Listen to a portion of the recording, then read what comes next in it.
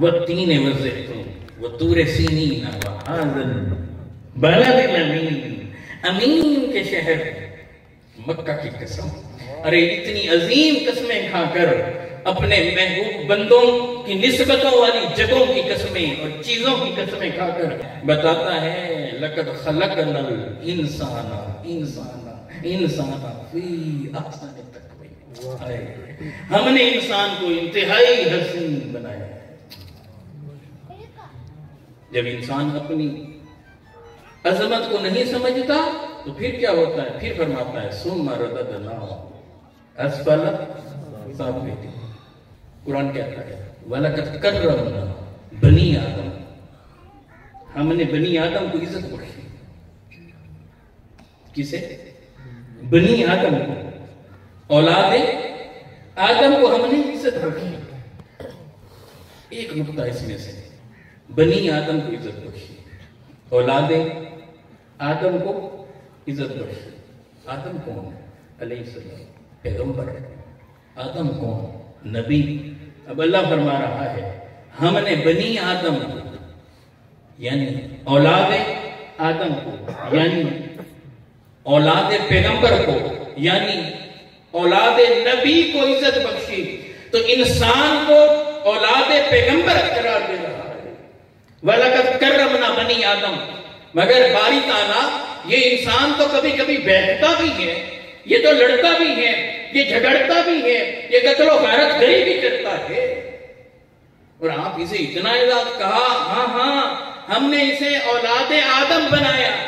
اب جو اولاد آدم ہو کر اپنے بابا کو نہ پہچانے، اپنے نبی کو نہ مانے، اپنے پیغمبر کو نہ مانے، تو پھر ہم کیا کرتے ہیں؟ پھر اسے اٹھا کر جانور، بلکہ جانوروں سے بھی بدتر کر دیتے ہیں۔ پھر کہتا ہے کل انام بل ہم اضل، یہ تو پھر جانوروں کی طرح ہو گیا۔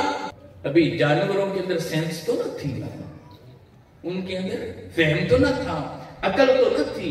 تمہارے اندر تو عقل بھی تھی، خرد بھی، فہم بھی، فراست بھی، تدبر بھی، تدبیر بھی۔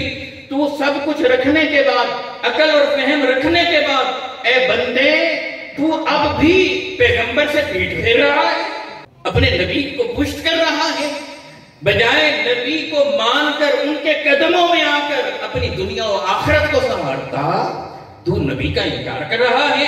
جب نبی کو مانتا ہے، ان کے قدموں میں آتا ہے، تو کہتا ہے وَلَقَدْ كَرَّمْنَا بنی آدم، اور جب اسی پیغمبر سے پیٹ پھیرتا ہے، اتباع نہیں کرتا، اطاعت نہیں کرتا، ان کے دیے نظام پر نہیں چلتا، تو قرآن کہتا ہے کل انعام بل ہم اضل، یہ جانوروں کی طرح نہیں۔ کہا جانوروں سے بھی کیا گزرا، ان کے پاس تو عقل نہ تھی، اس کے پاس عقل تو تھی۔ اور کہا وَلَقَدْ كَرَّمْنَا بنی آدم، کہ تاج کا مستحق کب بنے گا؟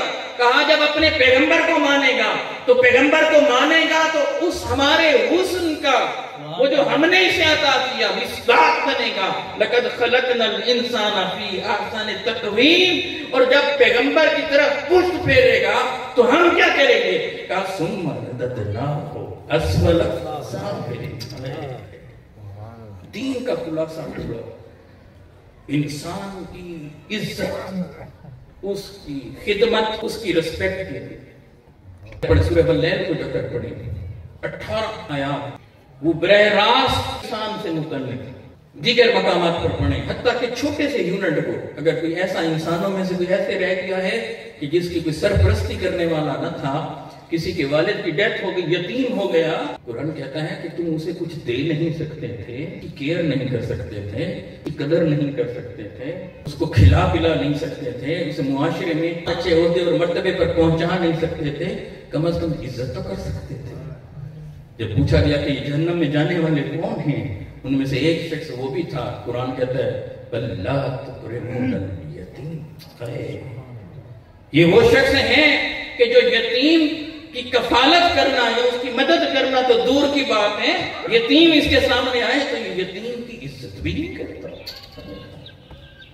وہ دین جو بچوں کو، چھوٹے بچوں یہ کہے کہ ان کی عزت کیا کرو، شفقت تو کرنی ہی ہے، بچوں کی شفقت تو کرنی ہی ہے، والدین کو جو یہ حکم دے کہ شفقت بھی کریں اور ان کی عزت کریں، چھوٹوں کی عزت کریں۔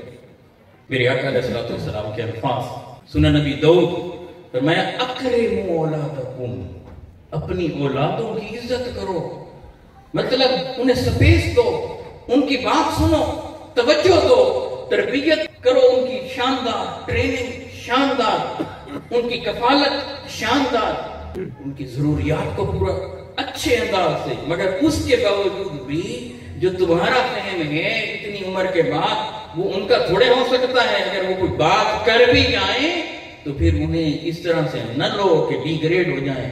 تو اسلام کہتا ہے کیا اکرموا اولادکم، اپنی اولادوں کی بھی عزت کرو. وہ جو چھوٹوں کی عزت کراتا ہے وہ انسان کی عزت کیسے نہیں کرائے گا؟ اسلام اتنا حساس ہے، اتنا حساس ہے، انسان کے معاملے میں یہ بھی نہیں دیکھتا کہ سامنے آنے والا اپنا ہے یا غیر، مسلم ہے یا نان مسلم. میرے آقا علیہ السلام بیٹھے ہیں تو ایک جنازہ گزر رہا ہے. حضور علیہ السلام کھڑے ہو گئے، کسی نے پیچھے کان میں آ کر کہا یا رسول اللہ یہ تو یہودی کا جنازہ ہے، یہ یہودی کا جنازہ ہے. اللہ اکبر کبیرہ. میرے حبیب علیہ السلام جواب دیتے ہیں کیا وہ انسان نہیں ہے؟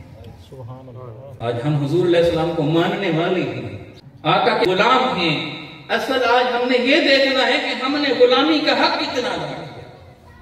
ہم کیوں ایسے نہیں ہیں کہ اگر ہمارے ساتھ کوئی غیر مسلم آ کر بیٹھے تو ہمیں اس میں سے سمیلنا ہے. ہمارے ساتھ کوئی دوسرے مذہب کا بندہ آ کر ہم کہتے ہیں اس میں سے بو آتی ہے، جو اس کا بچا ہوا پانی اس کو اٹھا کر میں کیوں نہ پی لوں کہ وہ میرے اخلاق کو دیکھ کر کہ یہ مصطفیٰ کا غلام ایسا ہے تو مصطفیٰ کیسے ہے.